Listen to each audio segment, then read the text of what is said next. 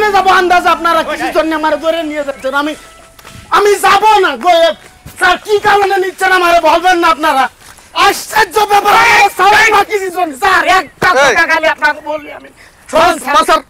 আচ্ছা কি বলবি বল স্যার মানে আপনারা আমারে নিয়ে যাচ্ছেন কি কারণে শুধুমাত্র কারণটা আমারে বলেন আমারে টাইনে হেসে আপনার নিয়ে লাগবে না আমি একটা সৎ ছেলে ভালো ছেলে আমি নিজেই চাই আপনাদের সাথে আমি উপস্থিত হব না বেটা তোরা কি কারণ নিতেছি তুই জানোস তা তুই একটা নেশাখোর তুই নেশা করার টাকার লেগে তুই চিন্তাই করস তুই সকালবেলা চিন্তাই করে একজনের মাথা ফাড়া দিছস না আর আপনি টোটাল এলাকায় একটু খোঁজ নিয়ে দেখেন যে আমি চিন্তাকারী নাকি নেশাখোর না কোনো ধরনের অন্যায়ের কাজে থাকি আপনি একটু খোঁজ নেন আমি 5 ওয়াক্ত নামাজ পড়ি আমি রোজা থাকি আমি সুন্দর একটা মানুষ আর কি যেন বললেন স্যার এবারে এই আজকে সকালবেলা একটা লোক হাসপাতাল থেকে থানায় এসে তোর নামে মামলা করছে তুই বলে চিন্তার টাকা দাইটা থাও না মোবাইল দেনা দেখে তুই বলে মাথাত বাড়ি মারছস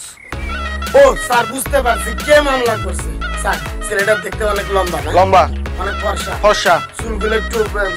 সুন্দর ঝাক্কাস চুল না ঝাক্কাস চুল স্যার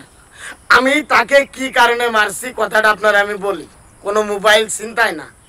ওই ছেলেটা হলো গিয়ে মিলির ফুফাতো ভাই ও এই বাড়ির ভিতর আসছে ওর ফুফাজান মারা গেছে কয়েকদিন আগে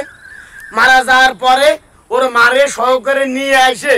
ওর আরেক দুলাভাই আছে মিলির তারে নিয়ে উকিল টুকিল নিয়ে জমি জাতি ভাগ বাটোয়ারা করতেছে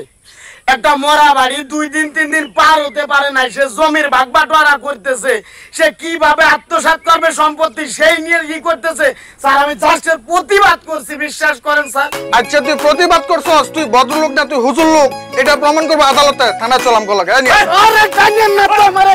কি আশ্চর্য ব্যাপার কথা শুনেন না কিছু শুনছি আপনারা আমি